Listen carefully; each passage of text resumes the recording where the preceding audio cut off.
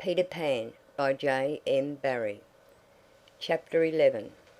Wendy's Story.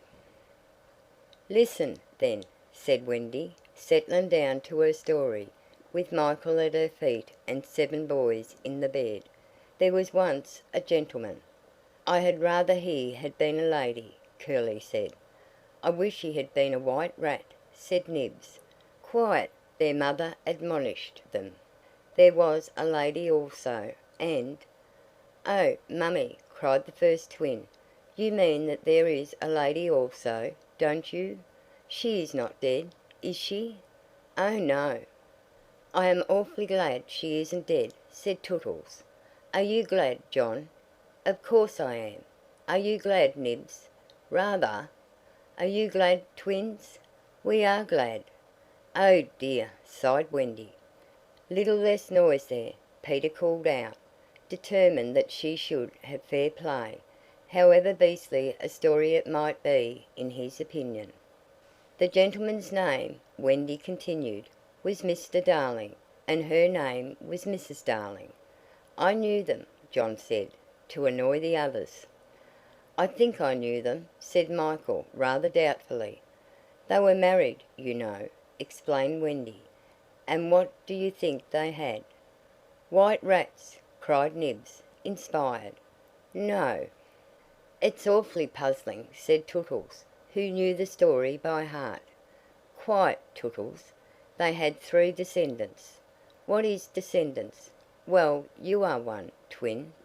"Did you hear that, John? I am a descendant." "Descendants are only children," said John. Oh, dear, sighed Wendy.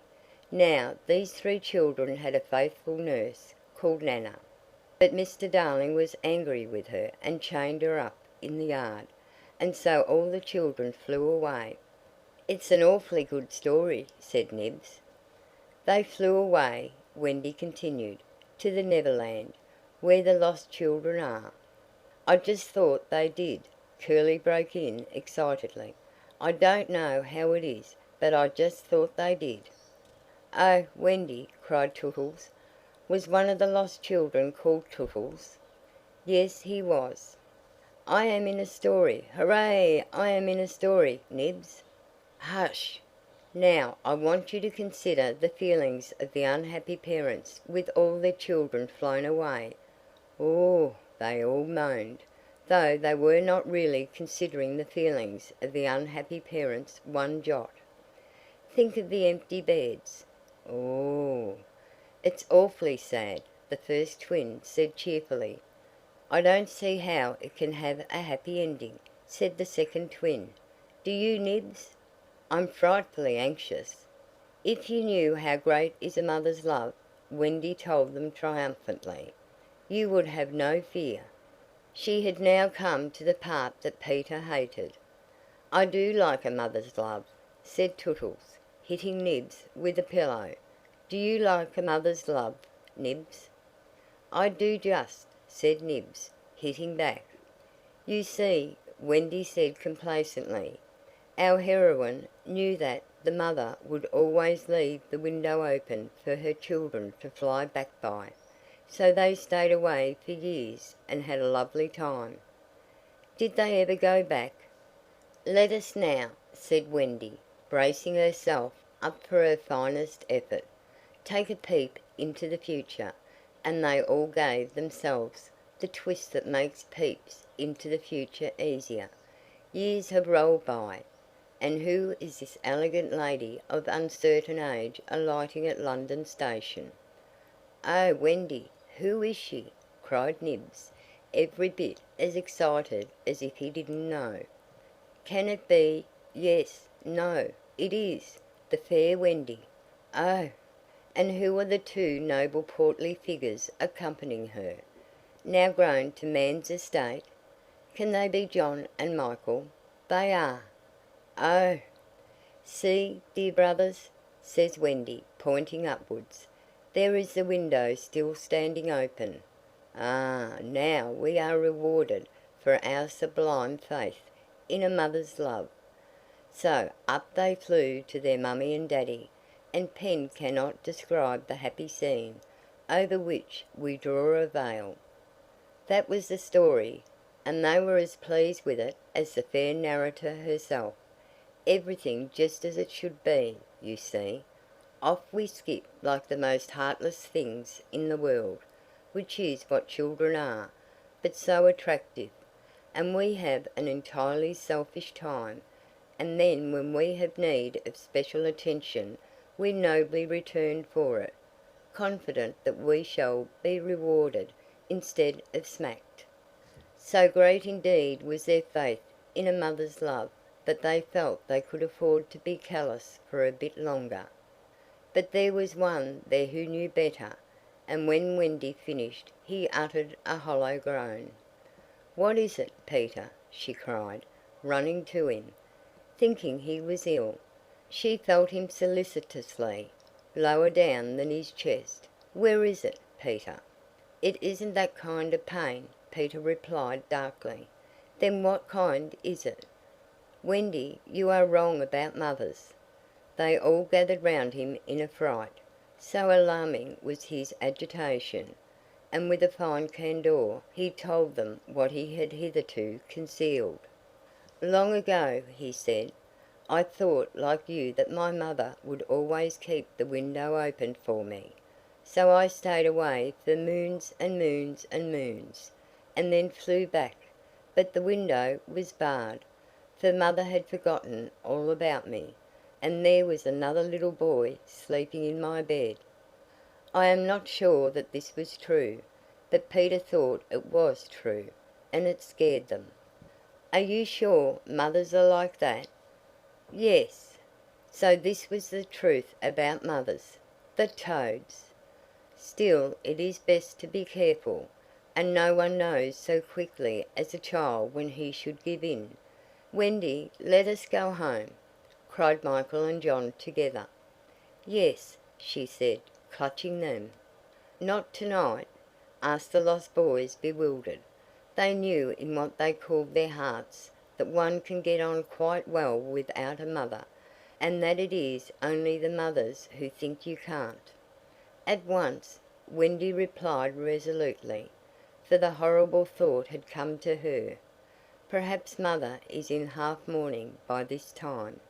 This dread made her forgetful of what must be Peter's feelings, and she said to him rather sharply, "Peter, will you make the necessary arrangements?" "If you wish it," he replied, as coolly as if she had asked him to pass the nuts. Not so much as sorry to lose you between them. If she did not mind the parting, he was going to show her, was Peter, that neither did he. But of course he cared very much, and he was so full of wrath against grown-ups, who, as usual, were spoiling everything, that as soon as he got inside his tree he breathed intentionally quick, short breaths, at the rate of about 5 to a second. He did this because there is a saying in the Neverland that every time you breathe a grown-up dies, and Peter was killing them off vindictively as fast as possible. Then, having given the necessary instructions to the redskins, he returned to the home, where an unworthy scene had been enacted in his absence. Panic-stricken at the thought of losing Wendy, the lost boys had advanced upon her threateningly. "It will be worse than before she came," they cried. "We shan't let her go. Let's keep her prisoner. Ay, chain her up." In her extremity an instinct told her to which of them to turn. "Tootles," she cried, "I appeal to you." Was it not strange? She appealed to Tootles, quite the silliest one. Grandly, however, did Tootles respond. For that one moment he dropped his silliness and spoke with dignity. "I am just Tootles," he said, "and nobody minds me. But the first who does not behave to Wendy like an English gentleman, I will blood him severely." He drew back his hanger, and for that instant his sun was at noon. The others held back uneasily. Then Peter returned, and they saw at once that they would get no support from him. He would keep no girl in the Neverland against her will. "Wendy," he said, striding up and down, "I have asked the redskins to guide you through the wood, as flying tires you so." "Thank you, Peter." Then he continued, in the short sharp voice of one accustomed to be obeyed, "Tinker Bell will take you across the sea. Wake her, Nibs." Nibs had to knock twice before he got an answer, though Tink had really been sitting up in bed listening for some time. "Who are you? How dare you? Go away!" she cried. "You are to get up, Tink," Nibs called, "and take Wendy on a journey." Of course, Tink had been delighted to hear that Wendy was going, but she was jolly well determined not to be her courier, and she said so in still more offensive language. Then she pretended to be asleep again. "She says she won't!" Nibs exclaimed, aghast at such insubordination, whereupon Peter went sternly toward the young lady's chamber. "Tink," he rapped out, "if you don't get up and dress at once I will open the curtains, and then we shall all see you in your negligee." This made her leap to the floor. "Who said I wasn't getting up?" she cried. In the meantime the boys were gazing very forlornly at Wendy, now equipped with John and Michael for the journey. By this time they were dejected, not merely because they were about to lose her, but also because they felt that she was going off to something nice to which they had not been invited. Novelty was beckoning to them as usual. Crediting them with a nobler feeling, Wendy melted. "Dear ones," she said, "if you will all come with me I feel almost sure I can get my father and mother to adopt you." The invitation was meant specially for Peter, but each of the boys was thinking exclusively of himself, and at once they jumped with joy. "But won't they think us rather a handful?" Nibs asked in the middle of his jump. "Oh, no," said Wendy, rapidly thinking it out. "It will only mean having a few beds in the drawing room. They can be hidden behind the screens on first Thursdays." "Peter, can we go?" they all cried imploringly. They took it for granted that if they went he would go also, but really they scarcely cared. Thus children are ever ready, when novelty knocks, to desert their dearest ones. "All right," Peter replied with a bitter smile, and immediately they rushed to get their things. "And now, Peter," Wendy said, thinking she had put everything right, "I am going to give you your medicine before you go." She loved to give them medicine, and undoubtedly gave them too much. Of course it was only water, but it was out of a bottle, and she always shook the bottle and counted the drops, which gave it a certain medicinal quality. On this occasion, however, she did not give Peter his draught, for just as she had prepared it she saw a look on his face that made her heart sink. "Get your things, Peter," she cried, shaking. "No," he answered, pretending indifference. "I am not going with you, Wendy." "Yes, Peter." "No." To show that her departure would leave him unmoved, he skipped up and down the room, playing gaily on his heartless pipes. She had to run about after him, though it was rather undignified. "To find your mother," she coaxed. Now, if Peter had ever quite had a mother, he no longer missed her. He could do very well without one. He had thought them out, and remembered only their bad points. "No, no," he told Wendy, decisively. "Perhaps she would say I was old, and I just want always to be a little boy and to have fun. But Peter—" "No." And so the others had to be told. "Peter isn't coming." "Peter not coming!" They gazed blankly at him, their sticks over their backs, and on each stick a bundle. Their first thought was that if Peter was not going, he had probably changed his mind about letting them go. But he was far too proud for that. "If you find your mothers," he said darkly, "I hope you will like them." The awful cynicism of this made an uncomfortable impression, and most of them began to look rather doubtful. After all, their faces said, were they not noodles to want to go? "Now then," cried Peter, "no fuss, no blubbering. Good bye, Wendy." And he held out his hand cheeringly, quite as if they must really go now, for he had something important to do. She had to take his hand, and there was no indication that he would prefer a thimble. "You will remember about changing your flannels, Peter," she said, lingering over him. She was always so particular about their flannels. "Yes." "And you will take your medicine?" "Yes." That seemed to be everything, and an awkward pause followed. Peter, however, was not the kind that breaks down before other people. "Are you ready, Tinker Bell?" he called out. "Aye, aye." "Then lead the way." Tink darted up the nearest tree, but no one followed her, for it was at this moment that the pirates made their dreadful attack upon the Redskins. Above, where all had been so still, the air was rent with shrieks and the clash of steel. Below there was dead silence.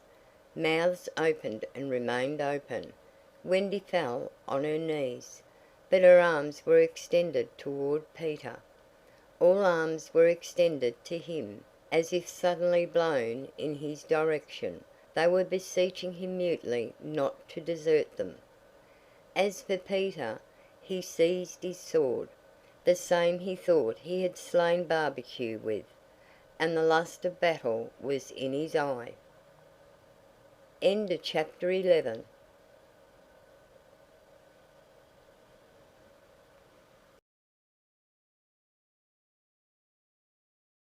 Peter Pan by J.M.Barrie.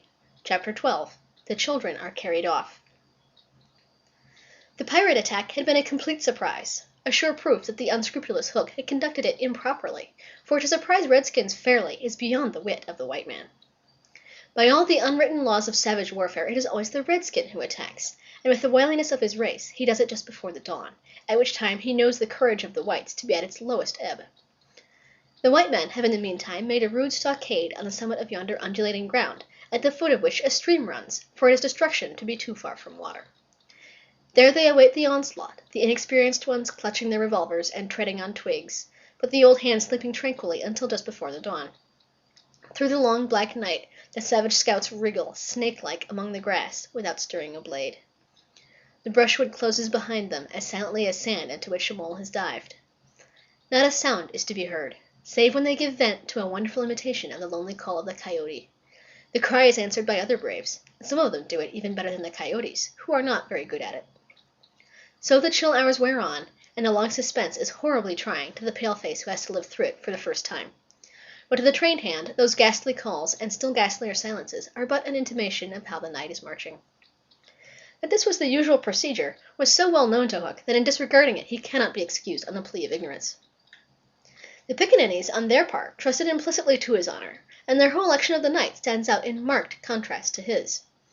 They left nothing undone that was consistent with the reputation of their tribe. With that alertness of the senses, which is at once the marvel and despair of civilized peoples, they knew that the pirates were on the island, from the moment one of them trod on a dry stick, and in an incredibly short space of time the coyote cries began. Every foot of ground between the spot where Hook had landed his forces and the home under the trees was stealthily examined by braves wearing their moccasins with the heels in front. They found only one hillock with a stream at its base, so that Hook had no choice. Here he must establish himself and wait for just before the dawn. Everything being thus mapped out, with almost diabolical cunning, the main body of the Redskins folded their blankets around them, and in the phlegmatic manner that is to them, the pearl of manhood squatted above the children's home, awaiting the cold moment when they should deal pale death. Here, dreaming though wide awake of the exquisite tortures to which they were to put him at break of day, those confiding savages were found by the treacherous Hook. From the accounts afterwards supplied by such of the scouts as escaped the carnage, he does not seem even to have paused at the rising ground, though it is certain that in the grey light he must have seen it.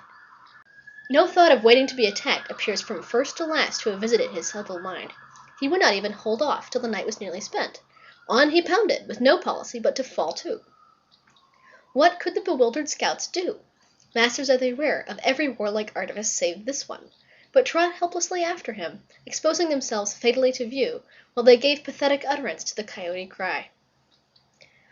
Around the brave Tiger Lily were a dozen of her stoutest warriors, and they suddenly saw the perfidious pirates bearing down upon them. Fell from their eyes, then, the film through which they had looked at victory. No more would they torture at the stake. For them the happy hunting grounds was now. They knew it, but as their father's sons they acquitted themselves. Even then they had time to gather in a phalanx that would have been far hard to break had they risen quickly, but this they were forbidden to do by the traditions of their race. It is written that the noble savage must never express surprise in the presence of the white. Thus, terrible as the sudden appearance of the pirates must have been to them, they remained stationary for a moment, not a muscle moving, as if the foe had come by invitation. Then, indeed, the tradition gallantly upheld, they seized their weapons, and the air was torn with the war-cry. But it was now too late. It is no part of ours to describe what was a massacre rather than a fight. Thus perished many of the flower of the Pickaninny tribe. Not all unavenged did they die, for with Lean Wolf fell Alf Mason, to disturb the Spanish Main no more, and among others who bit the dust were George Scory, Charles Turley, and the Alsatian Fogarty.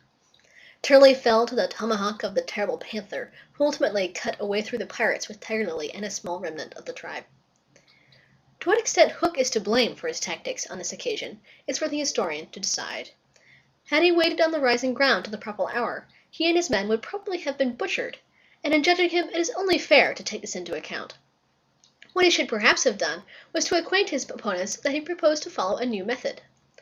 On the other hand, this, as destroying the element of surprise, would have made his strategy of no avail, so that the whole question is beset with difficulties.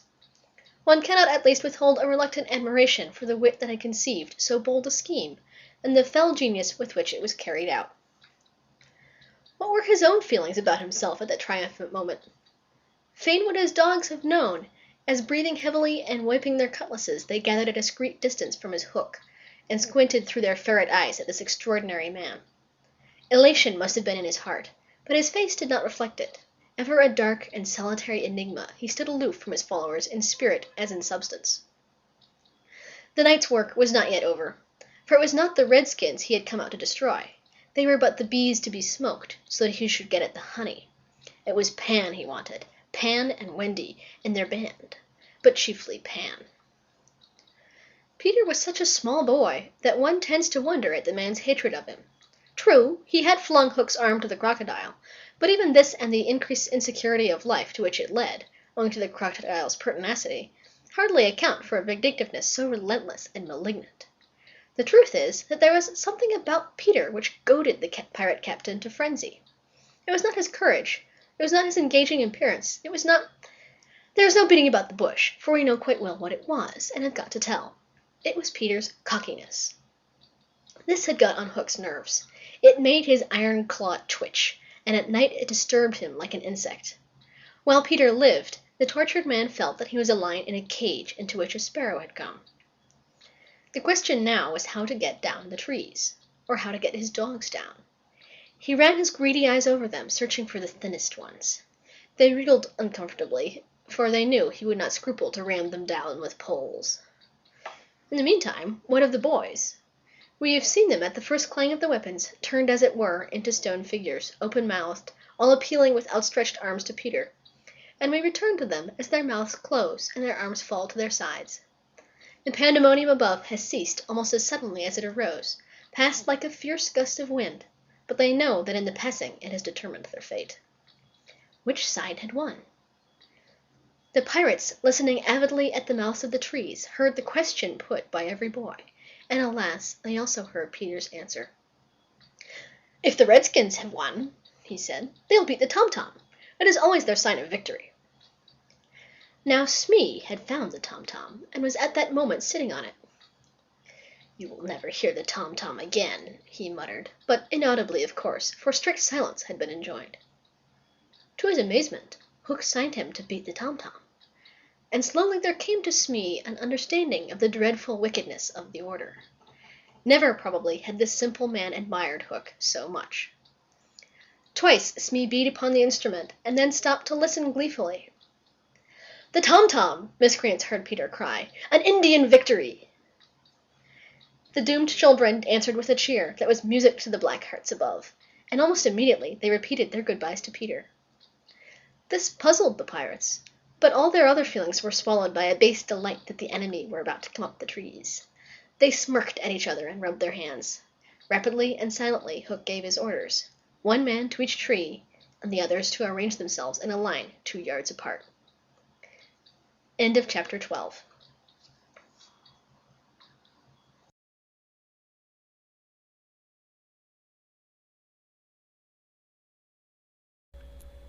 Peter Pan by J.M.Barrie. Chapter 13. Do you believe in fairies?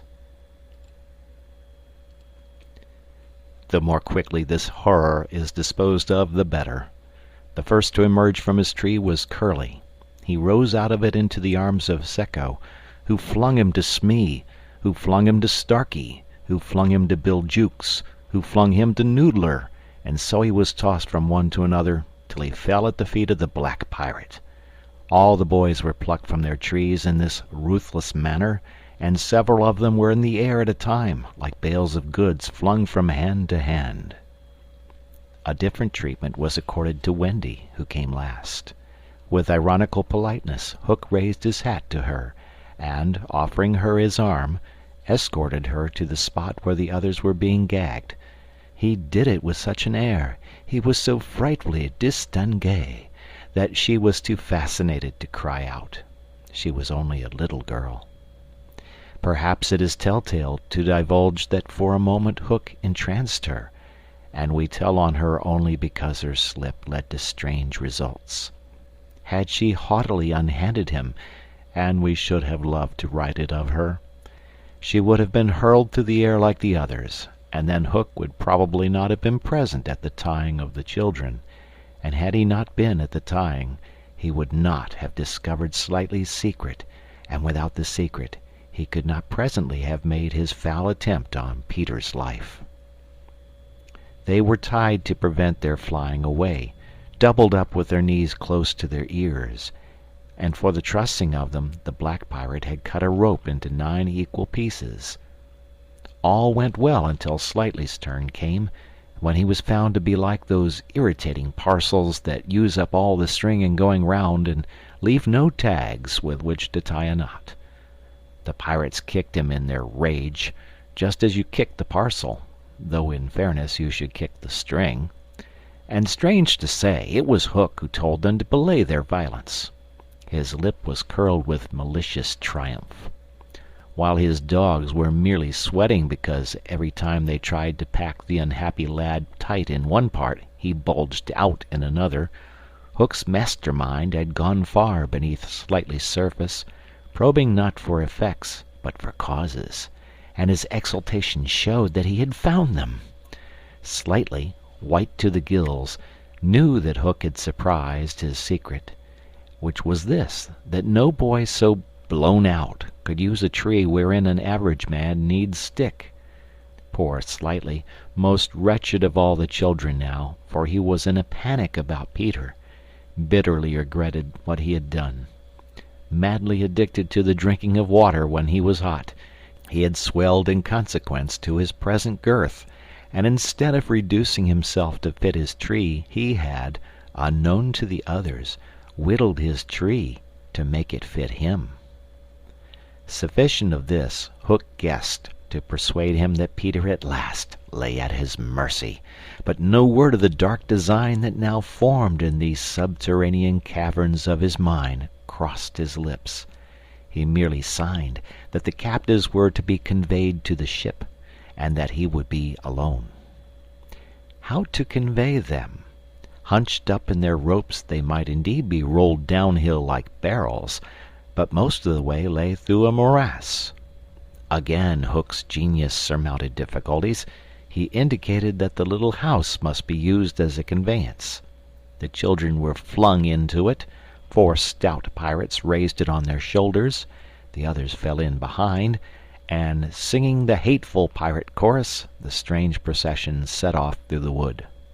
I don't know whether any of the children were crying. If so, the singing drowned the sound, but as the little house disappeared in the forest, a brave though tiny jet of smoke issued from its chimney, as if defying Hook. Hook saw it, and it did Peter a bad service. It dried up any trickle of pity for him that may have remained in the pirate's infuriated breast. The first thing he did on finding himself alone in the fast-falling night was to tiptoe to Slightly's tree and make sure that it provided him with a passage. Then for long he remained brooding, his hat of ill omen on the sward, so that any gentle breeze which had arisen might play refreshingly through his hair. Dark as were his thoughts, his blue eyes were as soft as the periwinkle. Intently he listened for any sound from the nether world, but all was as silent below as above. The house under the ground seemed to be but one more empty tenement in the void. Was that boy asleep, or did he stand waiting at the foot of Slightly's tree with his dagger in his hand? There was no way of knowing save by going down. Hook let his cloak slip softly to the ground, and then, biting his lips till a lewd blood stood on them, he stepped into the tree. He was a brave man, but for a moment he had to stop there and wipe his brow, which was dripping like a candle. Then, silently, he let himself go into the unknown. He arrived unmolested at the foot of the shaft, and stood still again, biting at his breath, which had almost left him. As his eyes became accustomed to the dim light, various objects in the home under the trees took shape, but the only one on which his greedy gaze rested, long sought for and found at last, was the great bed. On the bed lay Peter, fast asleep. Unaware of the tragedy being enacted above, Peter had continued, for a little time after the children left, to play gaily on his pipes. No doubt rather a forlorn attempt to prove to himself that he did not care. Then he decided not to take his medicine so as to grieve Wendy. Then he lay down on the bed outside the coverlet to vex her still more, for she had always tucked them inside it, because you never know that you may not grow chilly at the turn of the night. Then he nearly cried, but it struck him how indignant she would be if he laughed instead. So he laughed a haughty laugh, and fell asleep in the middle of it. Sometimes, though not often, he had dreams, and they were more painful than the dreams of other boys. For hours he could not be separated from those dreams, though he wailed piteously in them. They had to do, I think, with the riddle of his existence. At such times it had been Wendy's custom to take him out of bed and sit with him on her lap, soothing him in dear ways of her own invention, and when he grew calmer to put him back to bed before he quite woke up, so that he should not know of the indignity to which she had subjected him. But on this occasion he had fallen at once into a dreamless sleep. One arm dropped over the edge of the bed, one leg was arched, and the unfinished part of his laugh was stranded on his mouth, which was open, showing the little pearls. Thus defenseless, Hook found him. He stood silent at the foot of the tree, looking across the chamber at his enemy. Did no feeling of compassion disturb his somber breast? The man was not wholly evil. He loved flowers, I have been told, and sweet music. He was himself no mean performer on the harpsichord. And, let it be frankly admitted, the idyllic nature of the scene stirred him profoundly. Mastered by his better self, he would have returned reluctantly up the tree but for one thing.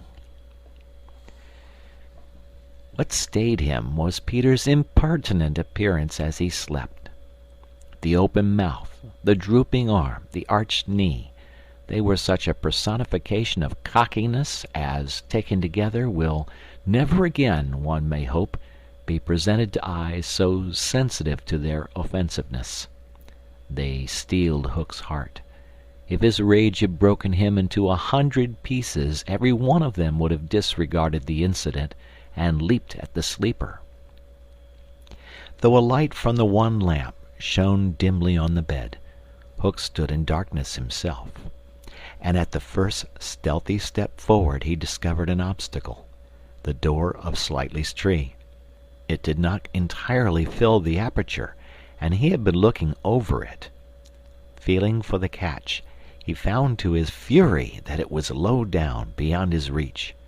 To his disordered brain it seemed then that the irritating quality in Peter's face and figure visibly increased, and he rattled the door and flung himself against it. Was his enemy to escape him after all?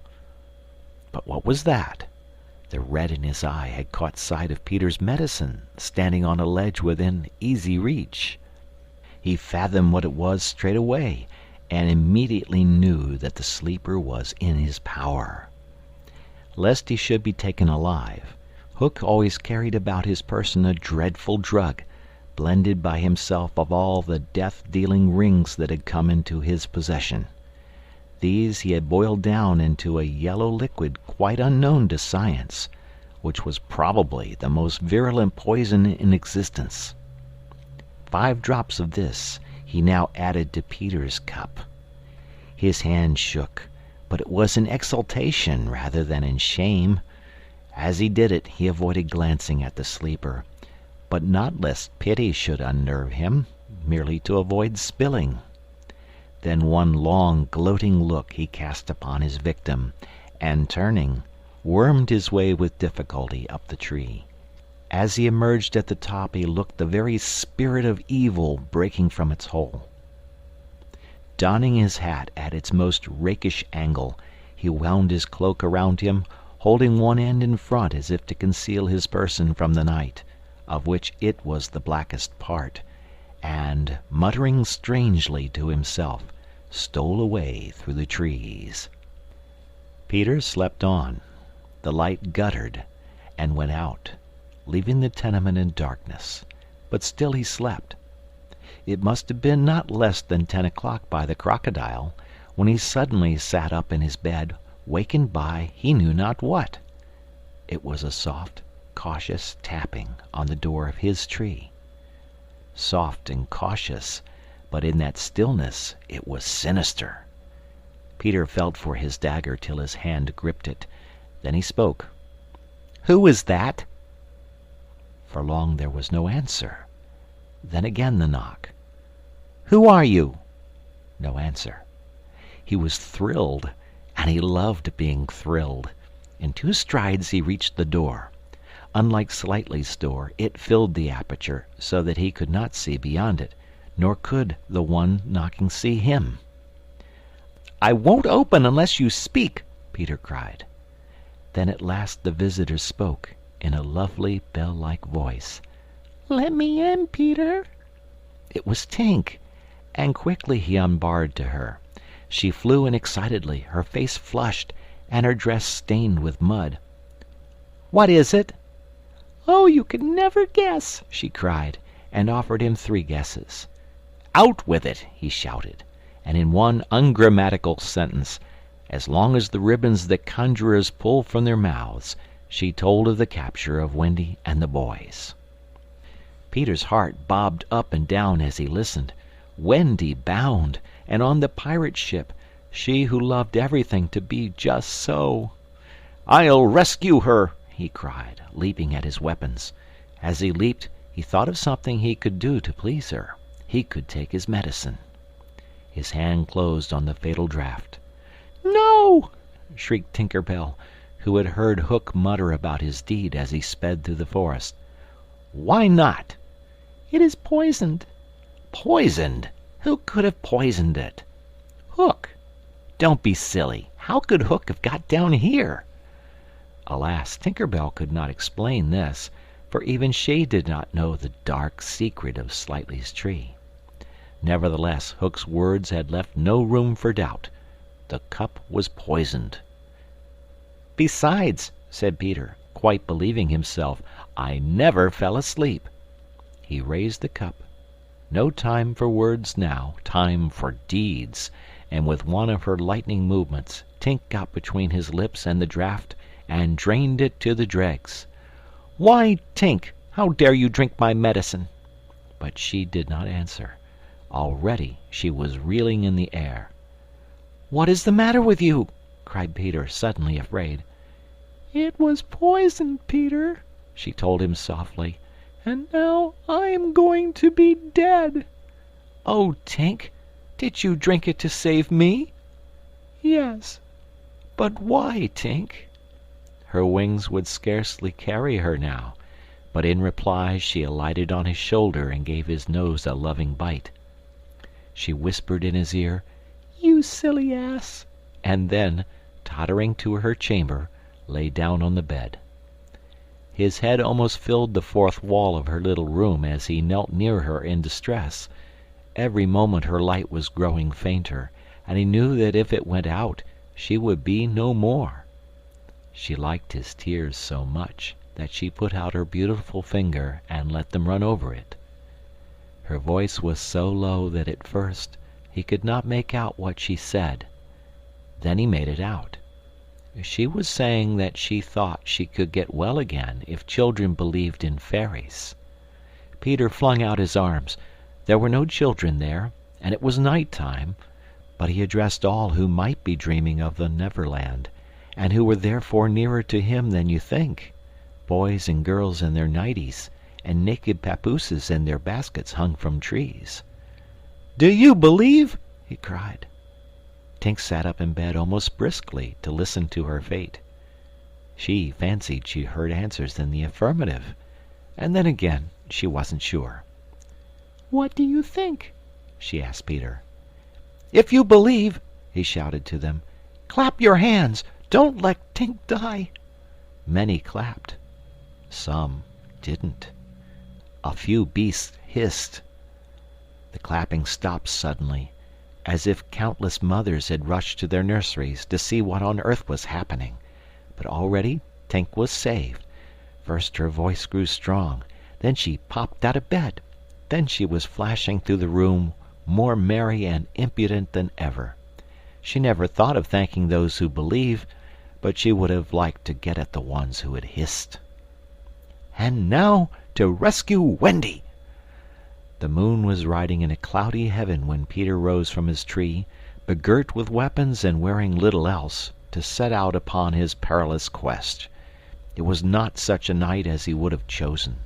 He had hoped to fly, keeping not far from the ground so that nothing unwonted should escape his eyes, but in that fitful light to have flown low would have meant trailing his shadow through the trees, thus disturbing birds and acquainting a watchful foe that he was astir.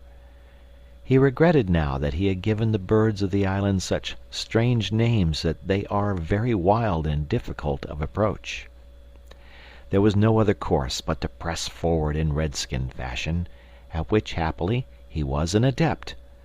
But in what direction? For he could not be sure that the children had been taken to the ship. A light fall of snow had obliterated all footmarks, and a deathly silence pervaded the island, as if for a space nature stood still in horror of the recent carnage. He had taught the children something of the forest lore that he had himself learned from Tiger Lily and Tinker Bell, and knew that in their dire hour they were not likely to forget it. Slightly, if he had an opportunity, would blaze the trees, for instance, Curly would drop seeds, and Wendy would leave her handkerchief at some important place. The morning was needed to search for such guidance, and he could not wait. The upper world had called him, but would give no help. The crocodile passed him, but not another living thing, not a sound, not a movement, and yet he knew well that sudden death might be at the next tree, or stalking him from behind. He swore this terrible oath. Hook or me this time."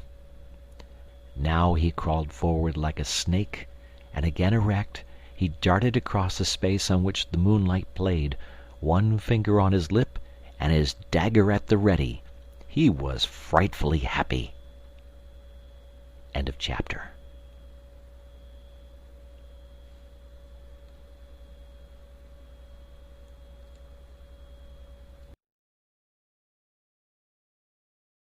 Peter Pan by J.M.Barrie. Chapter 14. The Pirate Ship. One green light squinting over Kidd's Creek, which is near the mouth of the Pirate River, marked where the brig, the Jolly Roger, lay low in the water.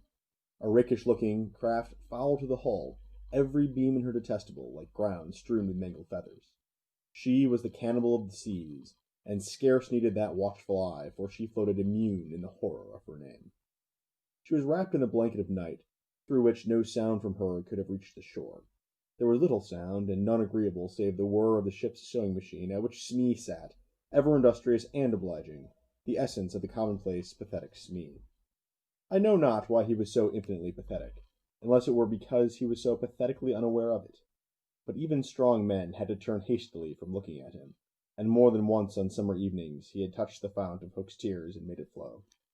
Of this, as of almost everything else, Smee was quite unconscious. A few of the pirates leant over the bulwarks, drinking in the miasma of the night. Others sprawled by barrels over games of dice and cards, and the exhausted four who had carried the little house lay prone on the deck, where even in their sleep they rolled skilfully to this side or that out of Hook's reach, lest he should claw them mechanically in passing. Hook trod the deck in thought. O man unfathomable! It was his hour of triumph. Peter had been removed forever from his path, and all the other boys were in the brig, about to walk the plank. It was his grimmest deed since the days when he had brought Barbecue to heel, and knowing as we do how vain a tabernacle is man, could we be surprised had he now paced the deck unsteadily, bellied out by the winds of his success? But there was no elation in his gait, which kept pace with the action of his somber mind. Hook was profoundly dejected. He was often thus when communing with himself on board ship in the quietude of the night. It was because he was so terribly alone. This inscrutable man never felt more alone than when surrounded by his dogs. They were socially inferior to him. Hook was not his true name. To reveal who he really was would even at this date set the country in a blaze, but as those who read between the lines must already have guessed, he had been at a famous public school, and its traditions still clung to him like garments, with which indeed they are largely concerned. Thus it was offensive to him even now to board a ship in the same dress in which he grappled her, and he still adhered to his walk to the school's distinguished slouch. But above all he retained the passion for good form. Good form! However much he may have degenerated, he still knew that this is all that really matters. From far within him he heard a creaking as of rusty portals, and through them came a stern tap, tap, tap, like hammering in the night when one cannot sleep. "Have you been good form to-day?" was their eternal question. "Fame, fame! That glittering bauble, it is mine!" he cried. "Is it quite good form to be distinguished at anything?" the tap-tap from his school replied. "I am the only man whom Barbecue feared," he urged, "and Flint feared Barbecue." "Barbecue, Flint, what house?" came the cutting retort. Most disquieting reflection of all, was it not bad form to think about good form? His vitals were tortured by this problem. It was a claw within him sharper than the iron one, and as it tore him, the perspiration dripped down his tallow countenance and streaked his doublet. Oft-times he drew his sleeve across his face, but there was no damming that trickle. Ah, envy not, Hook. There came to him a presentiment of his early dissolution. It was as if Peter's terrible oath had boarded the ship. Hook felt a gloomy desire to make his dying speech, lest presently there should be no time for it. "Better for Hook," he cried, "if he had had less ambition." It was in his darkest hours only that he referred to himself in the third person. "No little children to love me." Strange that he should think of this, which had never troubled him before. Perhaps the sewing machine brought it to his mind. For long he muttered to himself, staring at Smee, who was hemming placidly, under the conviction that all children feared him. Feared him! Feared Smee! There was not a child on board the brig that night who did not already love him. He had said horrid things to them and hit them with the palm of his hand, because he could not hit with his fist. But they had only clung to him the more. Michael had tried on his spectacles. To tell poor Smee that they thought him lovable, Hook itched to do it, but it seemed too brutal. Instead, he revolved this mystery in his mind. Why do they find Smee lovable? He pursued the problem like the sleuth-hound that he was. If Smee was lovable, what was it that made him so? A terrible answer suddenly presented itself. Good form? Had the boatswain good form without knowing it, which is the best form of all? He remembered that you have to prove you don't know you have it before you are eligible for pop. With a cry of rage, he raised his iron hand over Smee's head, but he did not take tear. What arrested him was this reflection. To claw a man because he is good form, what would that be? Bad form.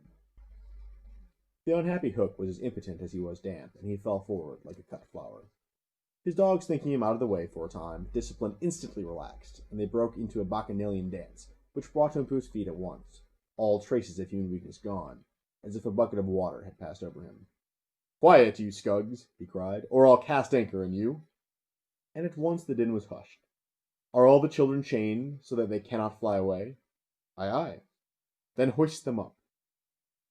The wretched prisoners were dragged from the hold, all except Wendy, and ranged in line in front of him.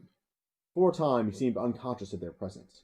He lolled at his ease, humming not unmelodiously snatches of a rude song, and fingering a pack of cards.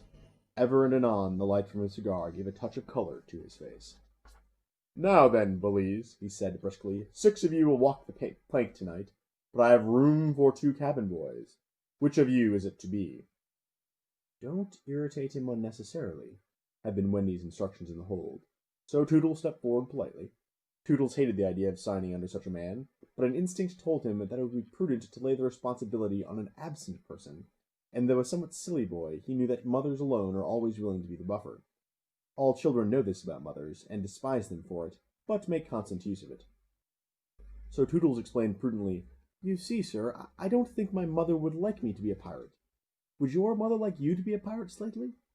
He winked at Slightly, who said mournfully, I don't think so, as if he wished things had been otherwise. Would your mother like you to be a pirate, Twin? I don't think so, said the first twin, as clever as the others. Nibs would... Stow this gab, roared Hook, and the spokesmen were dragged back. You, boy, he said, addressing John, you look as if you had a little pluck in you. Didst never want to be a pirate, my hearty? Now John had sometimes experienced this hankering at maths prep, and he was stuck by Hook picking him out. I once thought of calling myself Red-Handed Jack, he said diffidently. And a good name, too. We'll call you that here, bully, if you join. What do you think, Michael? Asked John. What would you call me if I joined? Michael demanded. Blackbeard Joe. Michael was naturally impressed. What do you think, John? He wanted John to decide, and John wanted him to decide. Shall we still be respectful subjects of the king? John inquired. Through Hook's teeth came the answer.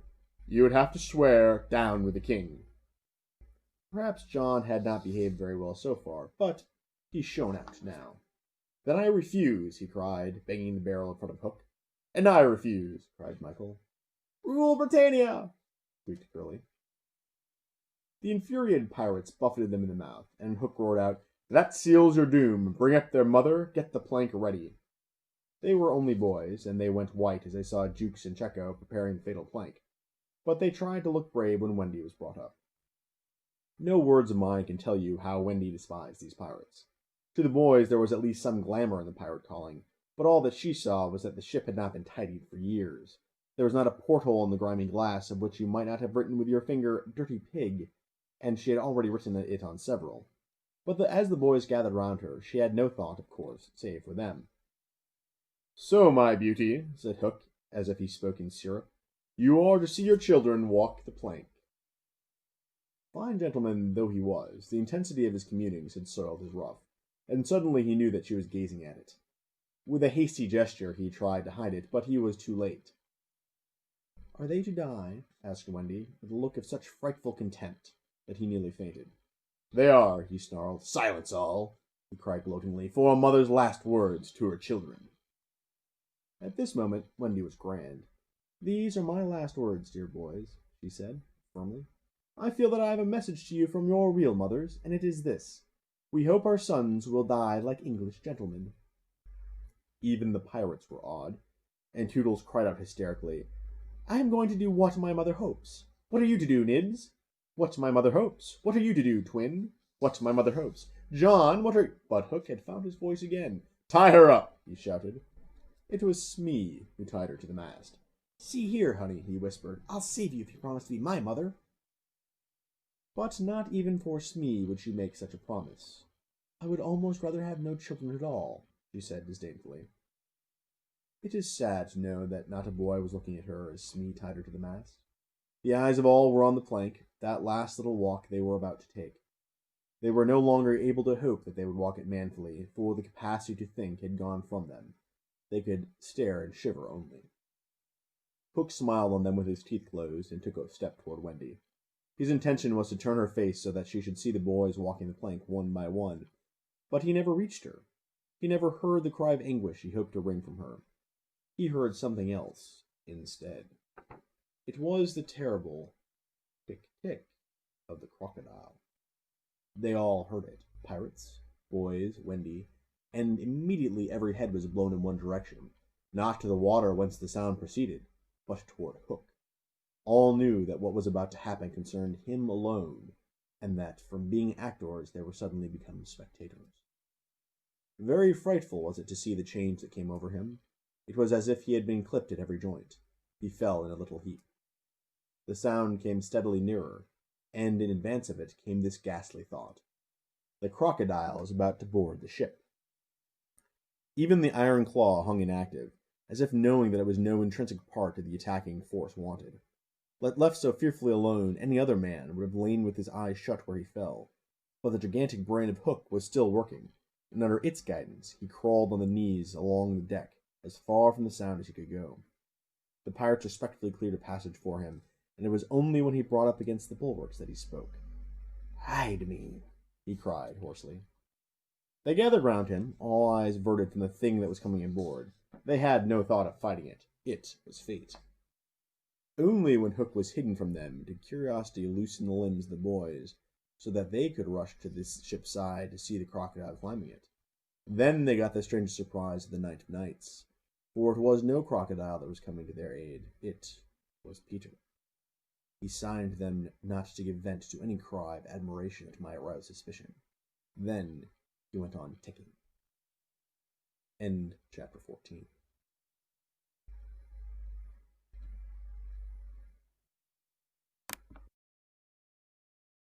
Peter Pan by J.M.Barrie. Chapter 15. Hook or Me This Time. Odd things happen to all of us on our way through life without our noticing for a time that they have happened. Thus, to take an instance, we suddenly discover that we have been deaf in one ear for we don't know how long, but say half an hour. Now such an experience had come that night to Peter. When last we saw him, he was stealing across the island with one finger to his lips and his dagger at the ready. He had seen the crocodile pass by without noticing anything peculiar about it, but by and by he remembered that it had not been ticking. At first he thought this eerie, but soon concluded rightly that the clock had run down.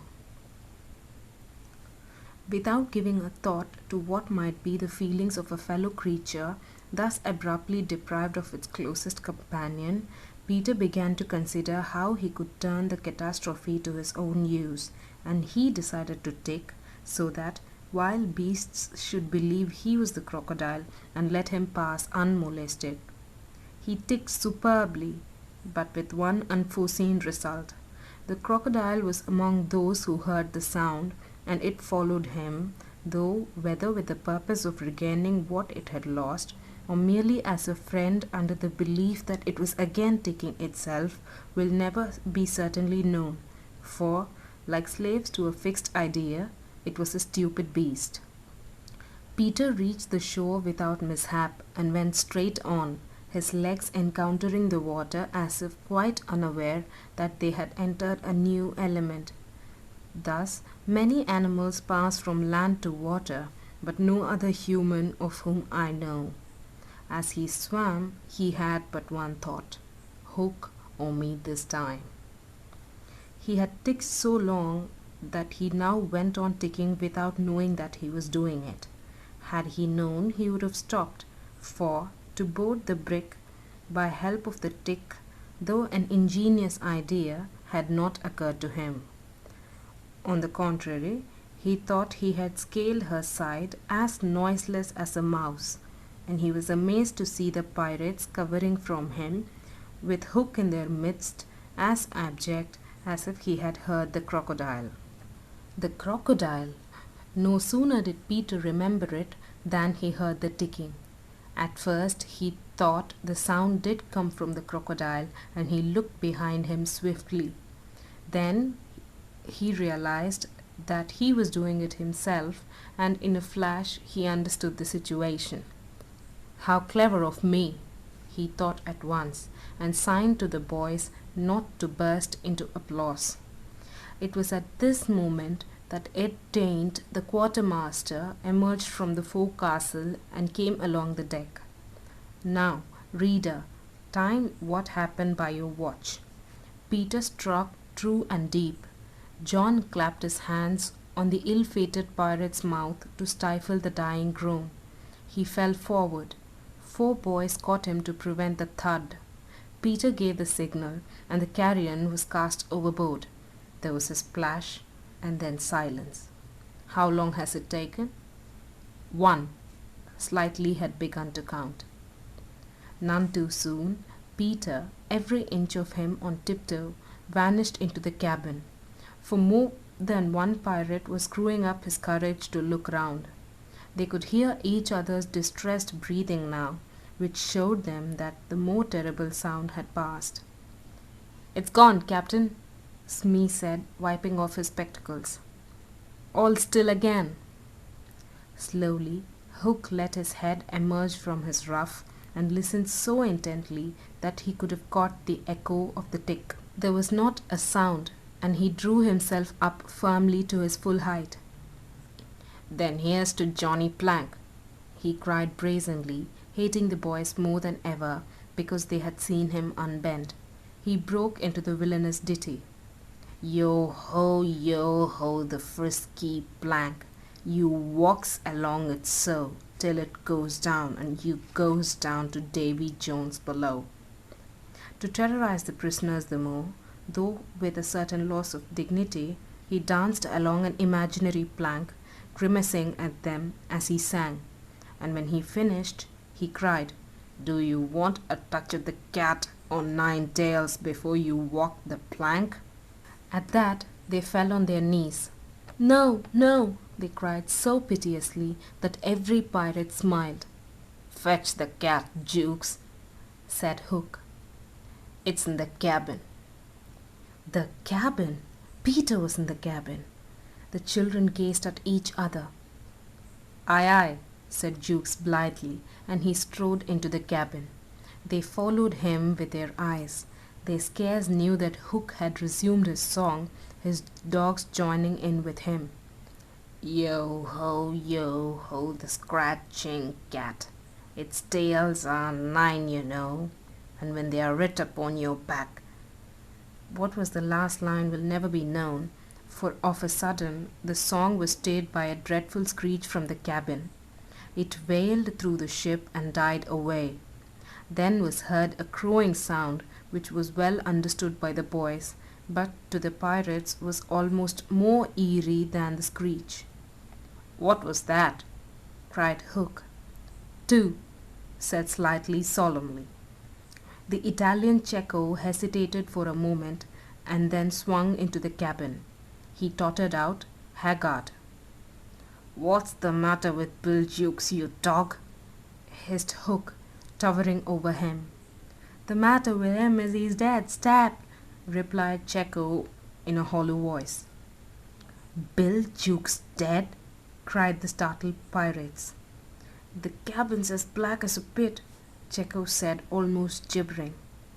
"But there is something terrible in there, the thing you heard crowing." The exultation of the boys, the lowering looks of the pirates, both were seen by Hook. "Jacko," he said in his most steely voice, "go back and fetch me out that doodle-doo." Jacko, bravest of the brave, cowered before his captain, crying, "No, no!" But Hook was purring to his claw. "Did you say you would go, Jacko?" he said musingly. Jacko went, first flinging his arms despairingly. There was no more singing, all listened now, and again came a death screech, and again a crow. No one spoke except slightly. "3," he said. Hook rallied his dogs with a gesture. "Is death an odds fish?" he thundered. "Who is to bring me that doodle-doo?" "Wait till Jacko comes out," growled Starkey, and the others took up the cry. "I think I heard you volunteer, Starkey," said Hook, purring again. "No, by thunder!" Starkey cried. "My Hook thinks you did," said Hook, crossing to him. "I wonder if it would not be advisable, Starkey, to humour the Hook?" "I'll swing before I go in there," replied Starkey doggedly, and again he had the support of the crew. "Is this mutiny?" asked Hook more pleasantly than ever. "Starkey is ringleader." "Captain, mercy!" Starkey whimpered, all of a tremble now. "Shake hands, Starkey," said Hook, proffering his claw. Starkey looked round for help, but all deserted him. As he backed up, Hook advanced, and now the red spark was in his eye. With a despairing scream, the pirate leapt upon Long Tom and precipitated himself into the sea. "4," said Slightly. "And now," said Hook courteously, "did any other gentleman say mutiny?" Seizing a lantern and raising his claw with a menacing gesture, "I'll bring out that doodle-doo myself," he said, and sped into the cabin. 5. How Slightly longed to say it. He wetted his lips to be ready, but Hook came staggering out without his lantern. "Something blew out the light," he said a little unsteadily. "Something," echoed Mullins. "What of Jacko?" demanded Noodler. "He's as dead as Jukes," said Hook shortly. His reluctance to return to the cabin impressed them all unfavorably, and the mutinous sounds again broke forth. "All pirates are superstitious," and Cookson cried. "They do say the surest sign a ship's accursed is when there's one on board more than can be accounted for." "I've heard," muttered Mullins. "He always boards the pirate craft last. Had he a tail, Captain?" "They say," said another, looking viciously at Hook, "that when he comes it's in the likeness of the wickedest man aboard." "Had he a hook, Captain?" asked Cookson insolently, and one after another took up the cry. "The ship's doomed." At this the children could not resist raising a cheer. Hook had well nigh forgotten his prisoners, but as he swung round on them now, his face lit up again. "Lads," he cried to his crew, "now here's a notion. Open the cabin door and drive them in. Let them fight the doodle-doo for their lives. If they kill him, we're so much the better. If he kills them, we're none the worse." For the last time his dogs admired Hook, and devotedly they did his bidding. The boys, pretending to struggle, were pushed into the cabin, and the door was closed on them. "Now listen," cried Hook, and all listened. But not one dared to face the door. Yes, one Wendy, who all this time had been bound to the mast. It was for neither a scream nor a crow that she was watching. It was for the reappearance of Peter. She had not long to wait. In the cabin he had found the thing for which he had gone in search, the key that would free the children of their manacles, and now they all stole forth, armed with such weapons as they could find. First signing them to hide, Peter cut Wendy's bonds, and then nothing could have been easier than for them all to fly off together. But one thing barred the way, an oath. Hook or me this time. So when he had freed Wendy, he whispered for her to conceal herself with the others, and himself took her place by the mast, her cloak around him, so that he should pass for her.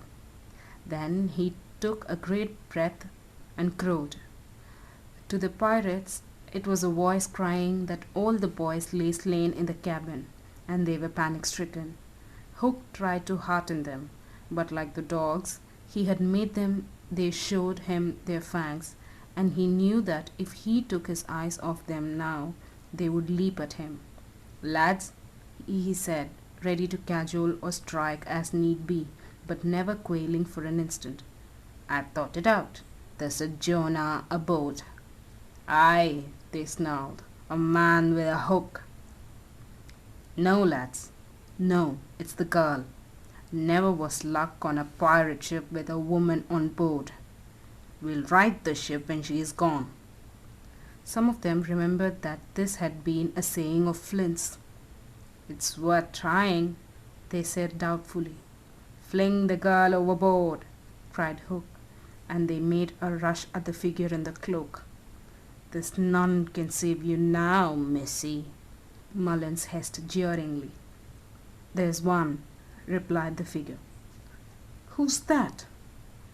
"Peter Pan the Avenger," came the terrible answer, and as he spoke, Peter flung off his cloak.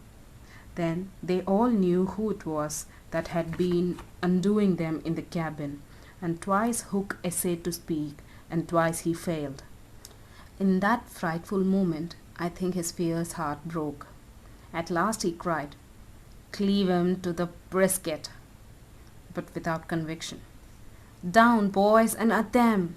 Peter's voice rang out, and in another moment the clash of arms was resounding through the ship. Had the pirates kept together, it is certain that they would have won. But the onset came when they were still unstrung, and they ran hither and thither, striking wildly, each thinking himself the last survivor of the crew. Man to man they were the stronger, but they fought on the defensive only, which enabled the boys to hunt in pairs and choose their quarry.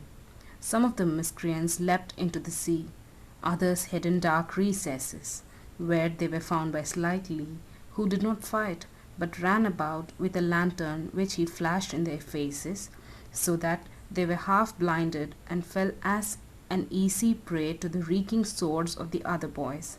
There was little sound to be heard but the clang of weapons, an occasional screech or splash, and Slightly monotonously counting 5, 6, 7, 8, 9, 10, 11.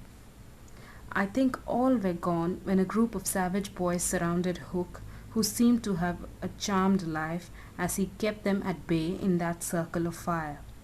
They had done for his dogs, but this man alone seemed to be a match for them all. Again and again they closed upon him, and again he hewed a clear space. He had lifted up one boy with his hook and was using him as a buckler shield, when another, who had just passed his sword through Mullins, sprang into the fray.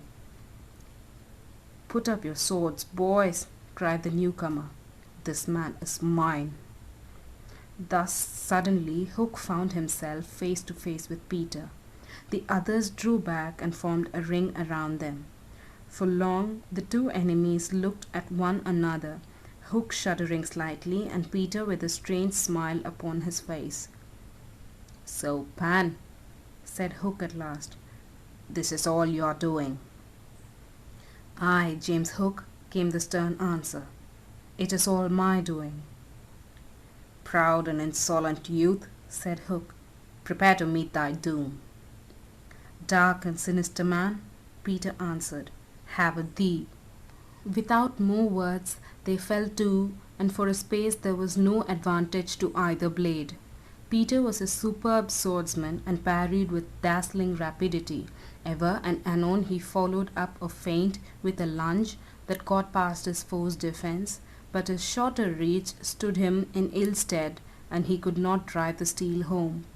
Hook, scarcely his inferior in brilliancy, but not quite so nimble in wrist play, forced him back by the weight of his onset, hoping suddenly to end all with a favourite thrust, taught him long ago by barbecue at Rio. But to his astonishment, he found his thrust turned aside again and again. Then he sought to close and give the quietus with his iron hook, which all this time had been pawing the air. But Peter doubled under it and, lunging fiercely, pierced him in the ribs. At the sight of his own blood, whose peculiar colour, you remember, was offensive to him, the sword fell from Hook's hand, and he was at Peter's mercy. "Now!" cried all the boys, but with a magnificent gesture Peter invited his opponent to pick up his sword. Hook did so instantly, but with a tragic feeling that Peter was showing good form. Hitherto he had thought it was some fiend fighting him, but darker suspicions assailed him now. "Pan, who and what art thou?" he cried huskily. "I am youth, I'm joy," Peter answered at a venture.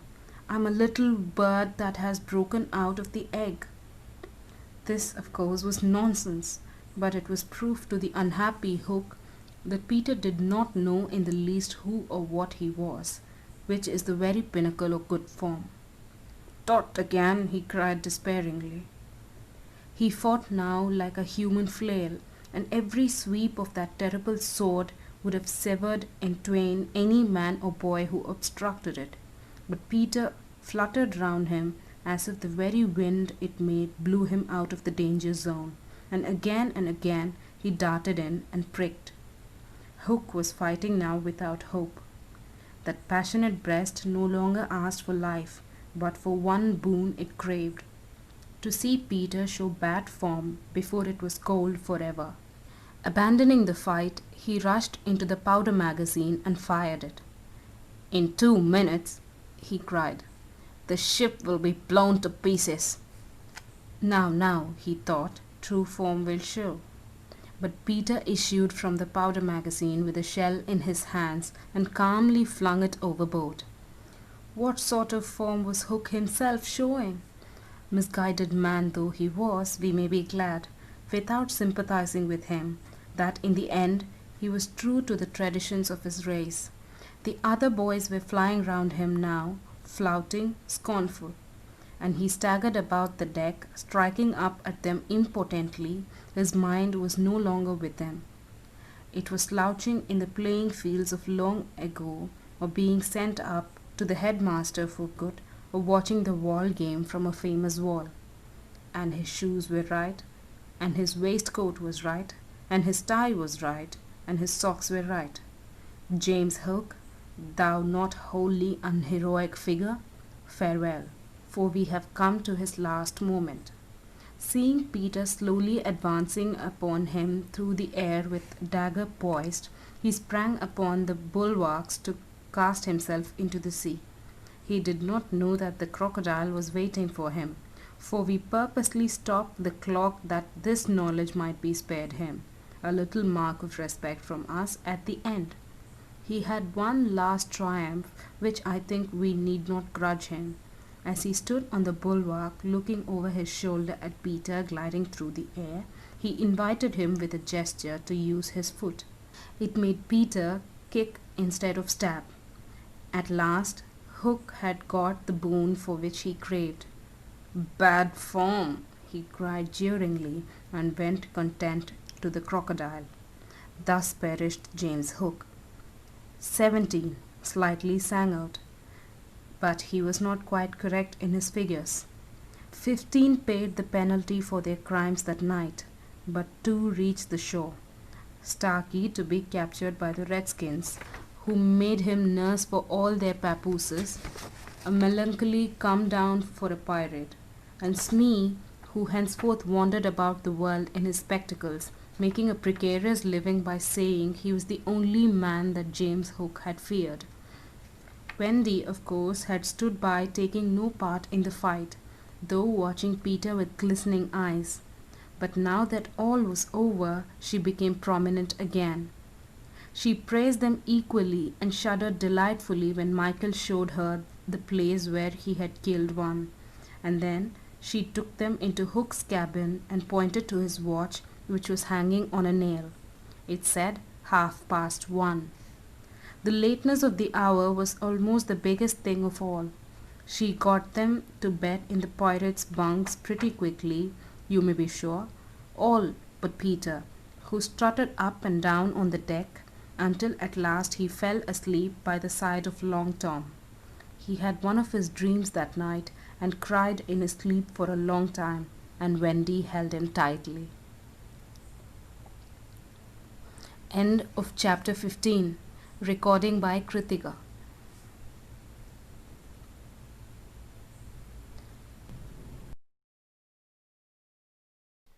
Chapter 16 of Peter Pan by J.M.Barrie. The Return Home. By 3 bells that morning they were all stirring their stumps, for there was a big sea running, and Toodles the bo'sun was among them, with a rope's end in his hand and chewing tobacco. They all donned pirate clothes cut off at the knee, shaved smartly, and tumbled up with the true nautical roll in hitching their trousers. It need not be said who was the captain.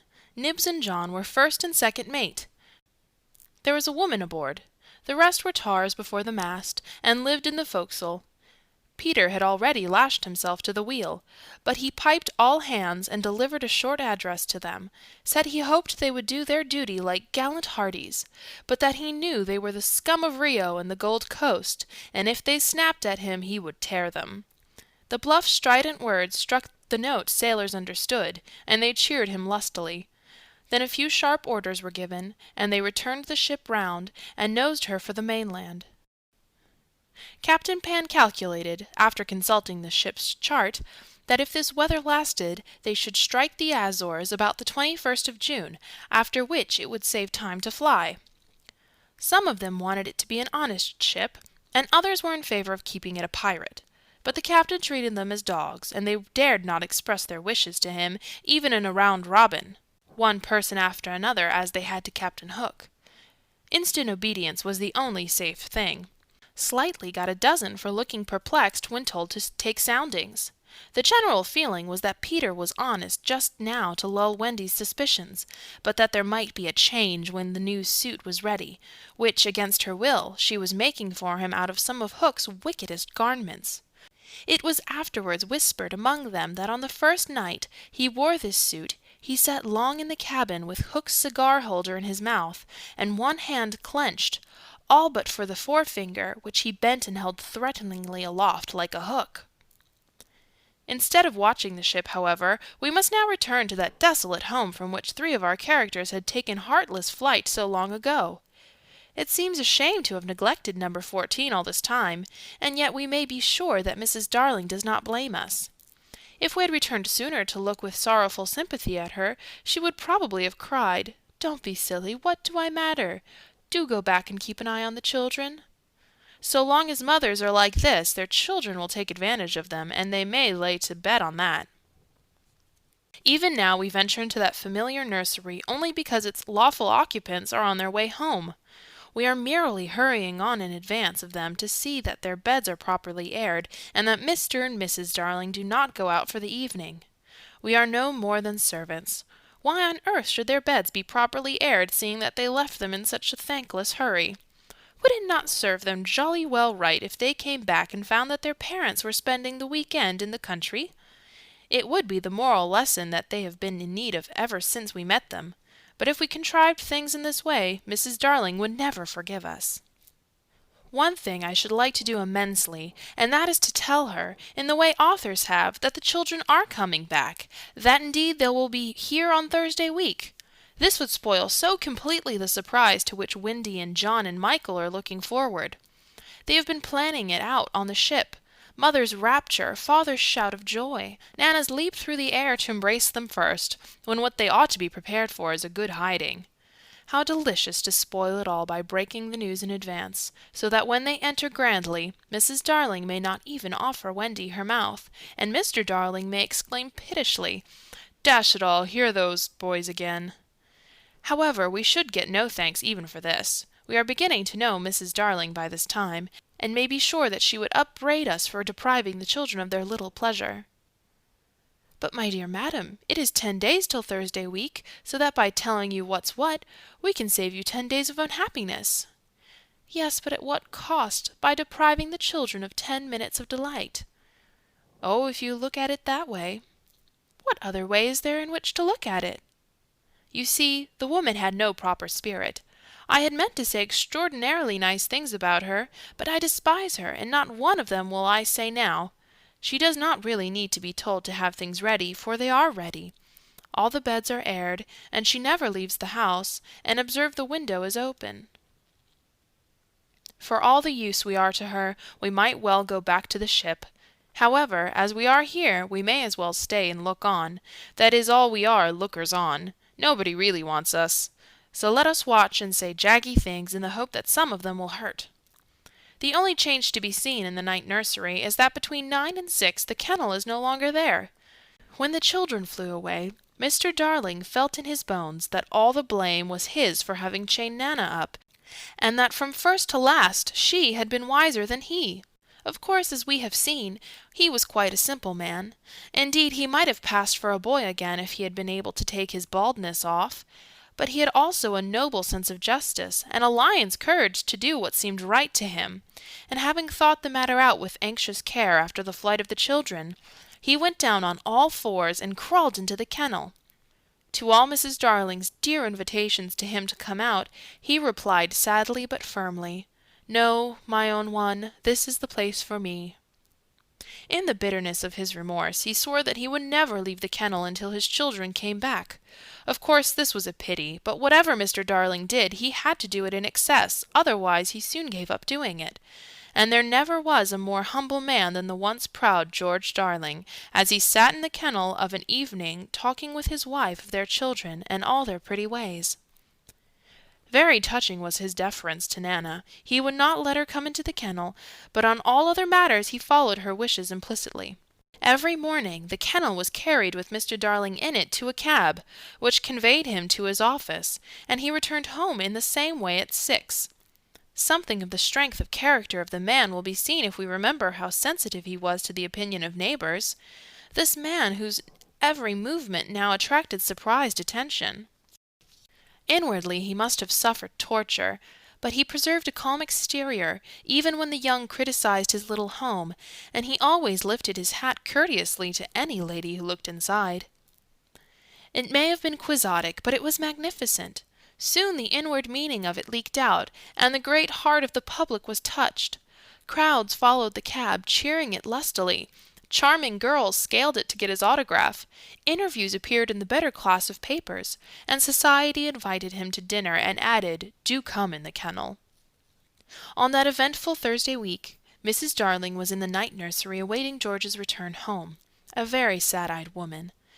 Now that we look at her closely, and remember the gaiety of her in the old days, all gone now just because she has lost her babes, I find I won't be able to say nasty things about her after all.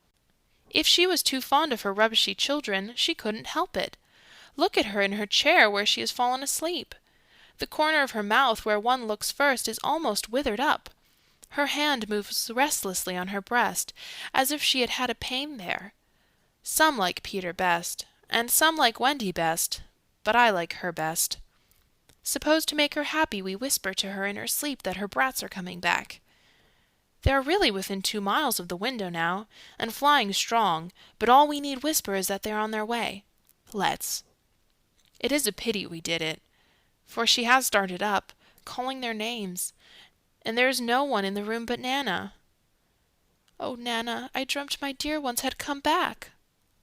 Nana had filmy eyes, but all she could do was put her paw gently on her mistress's lap, and they were sitting together thus when the kennel was brought back. As Mr. Darling put his head out to kiss his wife, we see that his face is more worn than of yore, but has a softer expression. He gave his hat to Liza, who took it scornfully. She had no imagination, and was quite incapable of understanding the motives of such a man. Outside, the crowd who had accompanied the cab home were still cheering, and he was naturally not unmoved. "Listen to them," he said. "It is very gratifying." "Lots of little boys," sneered Liza. "There were several adults today," he assured her with a faint flush. But when she tossed her head he had not a word of reproof for her. Social success had not spoilt him. It had made him sweeter. For some time he sat with his head out of the kennel, talking with Mrs. Darling of this success, and pressing her hand reassuringly when she said she hoped his head would not be turned by it. "But if I had been a weak man," he said, "good heavens, if I had been a weak man!" "And George," she said timidly, "you are as full of remorse as ever, aren't you?" "Full of remorse as ever, dearest. See my punishment, living in a kennel." "But it is punishment, isn't it, George? You are sure you are not enjoying it?" "My love!" You may be sure she begged his pardon, and then, feeling drowsy, he curled round in the kennel. "Won't you play me to sleep," he asked, "on the nursery piano?" And as she was crossing to the day nursery, he added thoughtlessly, "And shut that window, I feel a draught." "Oh, George, never ask me to do that. The window must always be left open for them, always, always." Now it was his turn to beg her pardon, and she went into the day nursery and played, and soon he was asleep, and while he slept, Wendy and John and Michael flew into the room. Oh no, we have written it so because that was the charming arrangement planned by them before we left the ship. But something must have happened since then, for it is not they who have flown in, it is Peter and Tinker Bell. Peter's first words tell all. "Quick, Tink," he whispered, "close the window, bar it. That's right. Now you and I must get away by that door, and when Wendy comes she will think her mother has barred her out, and she will have to go back with me." Now I understand what had hitherto puzzled me, why when Peter had exterminated the pirates he did not return to the island and leave Tink to escort the children to the mainland. This trick had been in his head all the time. Instead of feeling that he was behaving badly, he danced with glee. Then he peeped into the day nursery to see who was playing. He whispered to Tink, "It's Wendy's mother. She is a pretty lady, but not so pretty as my mother. Her mouth is full of thimbles, but not so full as my mother's was." Of course he knew nothing whatever about his mother, but he sometimes bragged about her. He did not know the tune, which was Home Sweet Home, but he knew what it was saying. "Come back, Wendy, Wendy, Wendy." And he cried exultantly, "You will never see Wendy again, lady, for the window is barred." He peeped in again to see why the music had stopped, and now he saw that Mrs. Darling had laid her head on the box, and that 2 tears were sitting on her eyes. "She wants me to unbar the window," thought Peter, "but I won't, not I." He peeped again, and the tears were still there, or another 2 had taken their place. "She's awfully fond of Wendy," he said to himself. He was angry with her now for not seeing why she could not have Wendy. The reason was so simple. "I'm fond of her too. We can't both have her, lady." But the lady would not make the best of it, and he was unhappy. He ceased to look at her, but even then she would not let go of him. He skipped about and made funny faces, but when he stopped, it was just as if she were inside him, knocking. "Oh, all right," he said at last, and gulped. Then he unbarred the window. "Come on, Tink," he cried, with a frightful sneer at the laws of nature. "We don't want any silly mothers." And he flew away. Thus Wendy and John and Michael found the window open for them after all, which of course was more than they deserved. They alighted on the floor, quite unashamed of themselves, and the youngest one had already forgotten his home. "John," he said, looking around him doubtfully, "I think I have been here before." "Of course you have, you silly. There is your old bed." "So it is," Michael said, but not with much conviction. "I say," cried John, "the kennel!" and he dashed across to look into it. "Perhaps Nana is inside it," Wendy said, but John whistled. "Hello," he said, "there's a man inside it." "It's Father!" exclaimed Wendy. "Let me see Father," Michael begged eagerly, and he took a good look. "He is not so big as the pirate I killed," he said, with such frank disappointment that I am glad Mr. Darling was asleep. It would have been sad if those had been the first words he heard his little Michael say. Wendy and John had been taken aback somewhat at finding their father in the kennel. "Surely," said John, like one who had lost faith in his memory, "he used not to sleep in this kennel."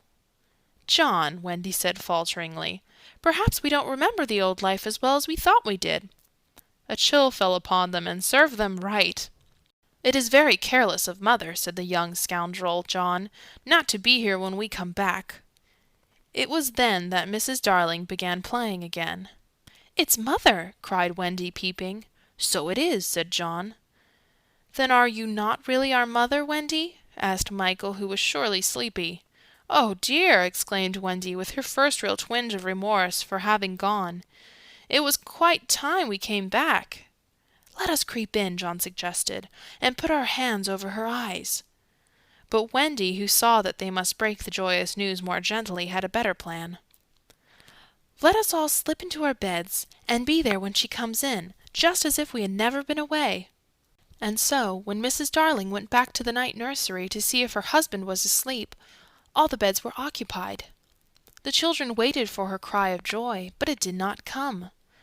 She saw them, but she did not believe they were there. You see, she saw them in their beds so often in her dreams that she thought this was just the dream hanging around her still. She sat down in the chair by the fire, where in the old days she had nursed them. They could not understand this, and a cold fear fell upon all the three of them. "Mother!" Wendy cried. "That's Wendy," she said, but still she was sure it was the dream. "Mother!" "That's John," she said. "Mother!" cried Michael. He knew her now. "That's Michael," she said, and she stretched out her arms for the three little selfish children they would never envelop again. Yes, they did. They went round Wendy and John and Michael, who had slipped out of bed and run to her. "George! George!" she cried when she could speak, and Mr. Darling woke to share her bliss, and Nana came rushing in. There could not have been a lovelier sight, but there was none to see it except a little boy who was staring in at the window. He had had ecstasies innumerable that other children can never know, but he was looking through the window at the one joy from which he must be forever barred. End of chapter 16.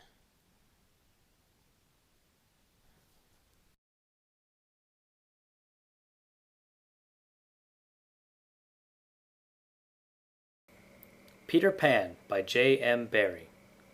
Chapter 17. When Wendy Grew Up. I hope you want to know what became of the other boys. They were waiting below to give Wendy time to explain about them, and when they had counted 500 they went up. They went up by the stair, because they thought this would make a better impression. They stood in a row in front of Mrs. Darling with their hats off, and wishing they were not wearing their pirate clothes. They said nothing, but their eyes asked her to have them. They ought to have looked at Mr. Darling also, but they forgot about him. Of course Mrs. Darling said at once that she would have them, but Mr. Darling was curiously depressed, and they saw that he considered 6 a rather large number. "I must say," he said to Wendy, "that you don't do things by halves," a grudging remark, which the twins thought was pointed at them. The first twin was the proud one, and he asked, flushing, "Do you think we should be too much of a handful, sir? Because if so, we can go away." "Father!" Wendy cried, shocked.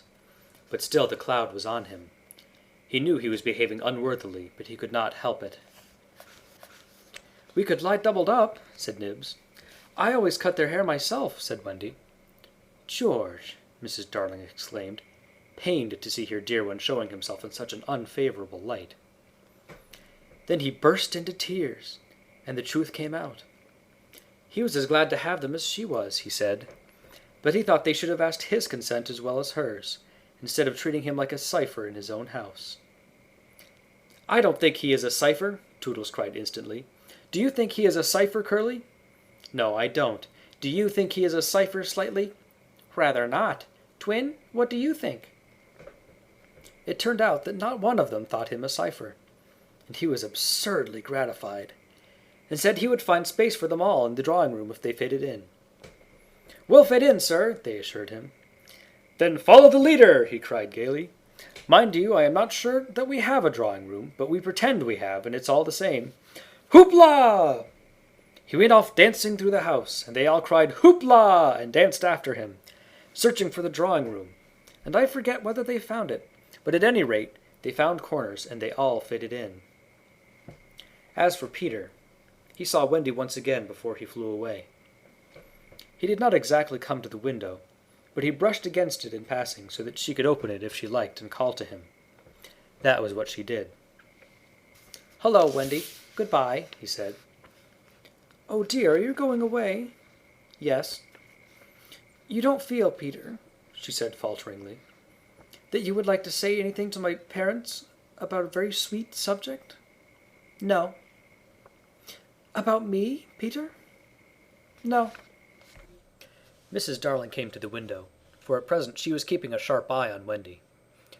She told Peter that she had adopted all the other boys, and would like to adopt him also. "Would you send me to school?" he inquired craftily. "Yes." "And then to an office?" "I suppose so."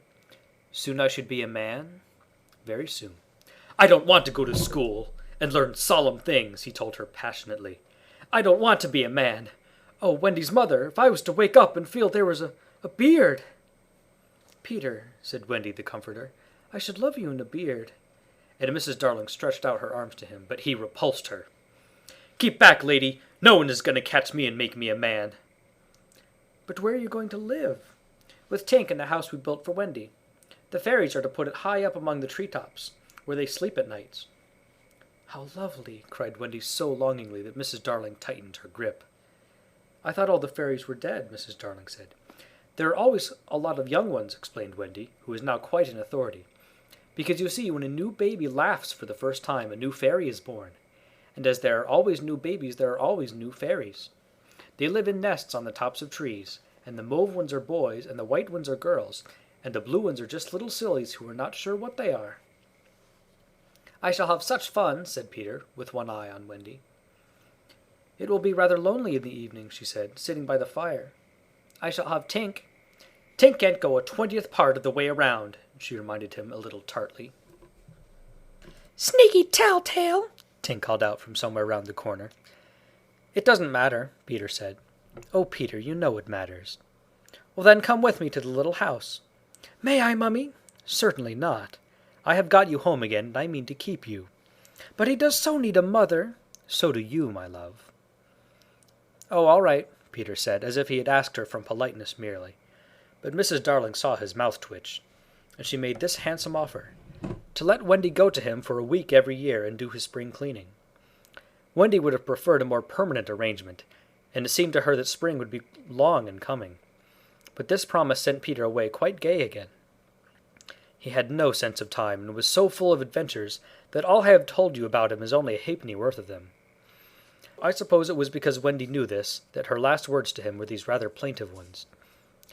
"You won't forget me, Peter, will you, before spring cleaning time comes?" Of course Peter promised, and then he flew away. He took Mrs. Darling's kiss with him. The kiss that had been for no one else, Peter took quite easily. Funny, but she seemed satisfied. Of course all the boys went to school, and most of them got into Class 3, but Slightly was put first into Class 4, and then into Class 5. Class 1 is the top class. Before they had attended school a week, they saw what goats they had been not to remain on the island. But it was too late now, and soon they settled down to being as ordinary as you or me or Jenkins Minor. It is sad to have to say that the power to fly gradually left them. At first Nana tied their feet to the bedposts, so that they should not fly away in the night, and one of their diversions by day was to pretend to fall off buses. But by and by they ceased to tug at their bonds in bed, and found that they hurt themselves when they let go of the bus. In time they could not even fly after their hats. Want of practice, they called it, but what it really meant was that they no longer believed.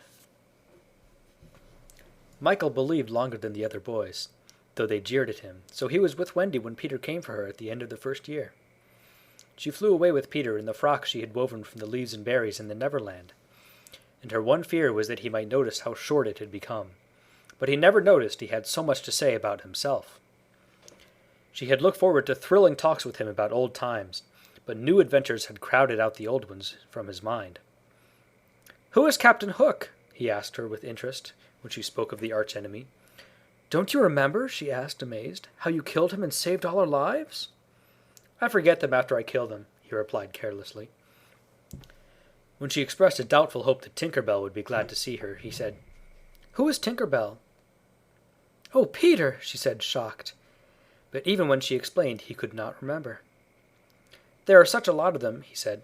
"I expect she is no more." I expect he was right, for fairies don't live long, but they are so little that a short time seems a good while to them. Wendy was pained, too, to find that the past year was but as yesterday to Peter. It had seemed such a long year of waiting to her. But he was exactly as fascinating as ever, and they had a lovely spring cleaning in the little house on the treetops. Next year he did not come for her. She waited in a new frock because the old one simply would not meet, but he never came. "Perhaps he is ill," Michael said. "You know he is never ill." Michael came close to her and whispered, with a shiver, "Perhaps there is no such person, Wendy." And then Wendy would have cried if Michael had not been crying. Peter came next spring cleaning, and the strange thing was that he never knew he had missed a year. That was the last time the girl Wendy ever saw him. For a little longer she tried for his sake not to have growing pains, and she felt she was untrue to him when she got a prize for general knowledge. But the years came and went without bringing the careless boy, and when they met again, Wendy was a married woman, and Peter was no more to her than a little dust in the box in which she had kept her toys. Wendy was grown up. You need not be sorry for her. She was one of the kind that likes to grow up. In the end, she grew up of her own free will, a day quicker than other girls. All the boys were grown up and done for by this time, so it is scarcely worthwhile saying anything more about them. You may see the twins and Nibs and Curly any day going to an office, each carrying a little bag and an umbrella. Michael is an engine driver, slightly married a lady of title, and so he became a lord. You see that judge in a wig coming out at the iron door? That used to be Toodles. The bearded man who doesn't know any story to tell his children was once John. Wendy was married in white with a pink sash. It is strange to think Peter did not alight in the church and forbid the banns.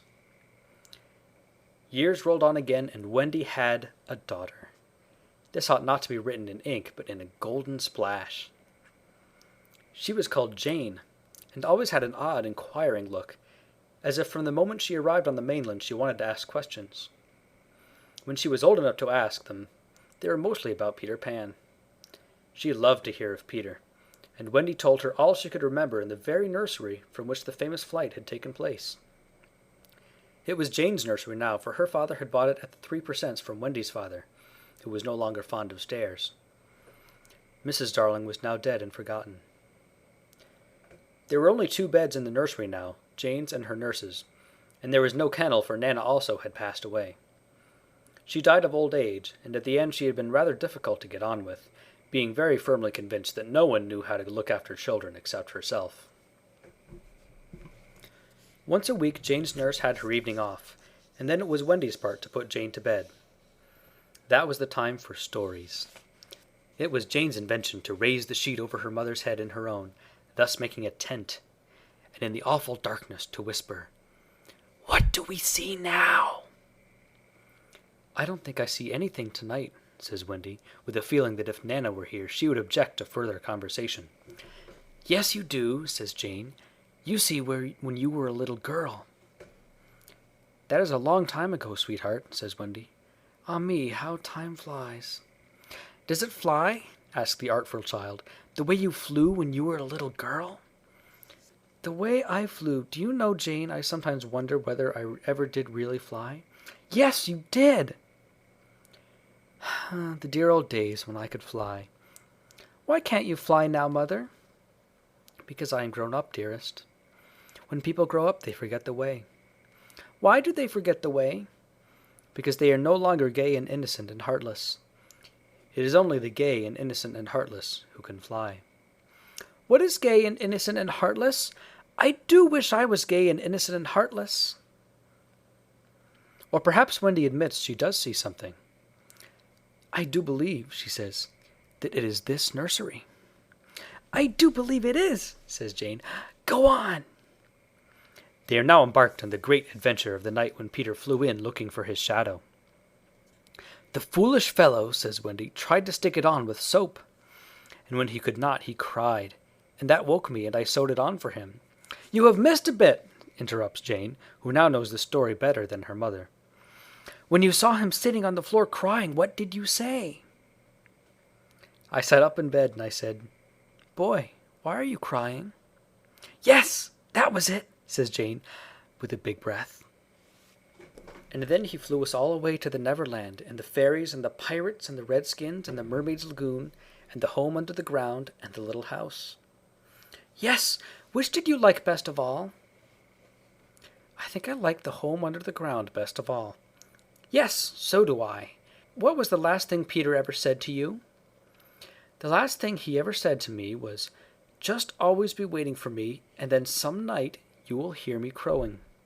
"Yes!" "But alas, he forgot all about me." Wendy said it with a smile. She was as grown up as that. "What did his crow sound like?" Jane asked one evening. "It was like this," Wendy said, "Er, er, er," trying to imitate Peter's crow. "No, it wasn't," Jane said gravely. "It was like this." "Er, er, er." And she did it ever so much better than her mother. Wendy was a little startled. "My darling, how can you know?" "I often hear it when I am sleeping," Jane said. "Ah, yes, many girls hear it when they are sleeping, but I was the only one who heard it awake." "Lucky you," said Jane. And then one night came the tragedy. It was the spring of the year, and the story had been told for the night, and Jane was now asleep in her bed. Wendy was sitting on the floor very close to the fire so as to see to darn, for there was no other light in the nursery, and while she sat darning, she heard a crow. Then the window blew open as of old, and Peter dropped on the floor. He was exactly the same as ever, and Wendy saw at once that he still had all his first teeth. He was a little boy, and she was grown up. She huddled by the fire, not daring to move, helpless and guilty, a big woman. "Hello, Wendy," he said, not noticing any difference, for he was thinking chiefly of himself.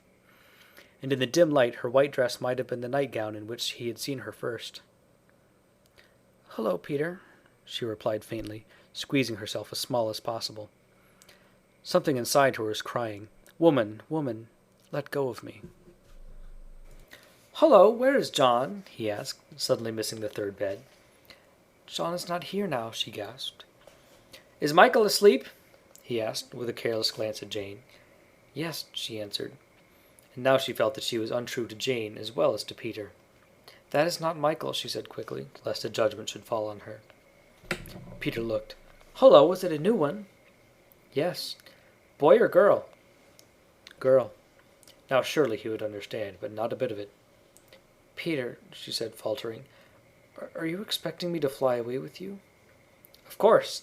That is why I have come." He added a little sternly, "Have you forgotten that this is spring cleaning time?" She knew it was useless to say that he had let many spring cleaning times pass. "I can't come," she said apologetically. "I have forgotten how to fly." "I'll soon teach you again." "Oh, Peter, don't waste the fairy dust on me." She had risen, and now at last a fear assailed him. "What is it?" he cried, shrinking. "I will turn up the light," she said, "and then you can see for yourself." For almost the only time in his life that I know of, Peter was afraid. "Don't turn up the light," he cried. She let her hands play in the hair of the tragic boy. She was not a little girl heartbroken about him. She was a grown woman smiling at it all, but they were wet smiles. Then she turned up the light, and Peter saw. He gave a cry of pain, and when the tall, beautiful creature stooped to lift him in her arms, he drew back sharply. "What is it?" he cried again. She had to tell him. "I am old, Peter. I am ever so much more than 20. I grew up long ago." "You promised not to!" "I couldn't help it. I'm a married woman, Peter." "No, you're not." "Yes, and the little girl in the bed is my baby." "No, she's not." But he supposed she was, and he took a step toward the sleeping child with his fist upraised. Of course he did not strike her. He sat down on the floor and sobbed, and Wendy did not know how to comfort him, though she could have done it so easily once. She was only a woman now, and she ran out of the room to try to think. Peter continued to cry, and soon his sobs woke Jane. She sat up in bed and was interested at once. "Boy," she said, "why are you crying?" Peter rose and bowed to her, and she bowed to him from the bed. "Hello," he said. "Hello," said Jane. "My name is Peter Pan," he told her. "Yes, I know." "I came back from my mother," he explained, "to take you to the Neverland." "Yes, I know," Jane said. "I have been waiting for you." When Wendy returned diffidently, she found Peter sitting on the bedpost crowing gloriously, while Jane in her nightie was flying round the room in solemn ecstasy. "She's my mother," Peter explained, and Jane descended and stood by his side with a look on her face that he liked to see on ladies when they gazed at him. "He does so need a mother," Jane said. "Yes, I know," Wendy admitted rather forlornly. "No one knows it so well as I." "Goodbye," said Peter to Wendy, and he rose in the air, and the shameless Jane rose with him. It was already her easiest way of moving about. Wendy rushed to the window. "No, no!" she cried. "It is just for spring cleaning time," Jane said. "He wants me always to do his spring cleaning." "If only I could go with you," Wendy sighed. "You see you can't fly," said Jane. Of course, in the end, Wendy let them fly away together. Our last glimpse of her shows her at the window, watching them receding into the sky until they were as small as stars. As you look at Wendy, you may see her hair becoming white, and her figure little again, for all this happened long ago. Jane is now a common grown-up with a daughter called Margaret. And every spring cleaning time, except when he forgets, Peter comes for Margaret and takes her to the Neverland, where she tells him stories about himself to which he listens eagerly. When Margaret grows up, she will have a daughter, who is to be Peter's mother in turn. And so it will go on, so long as children are gay and innocent and heartless.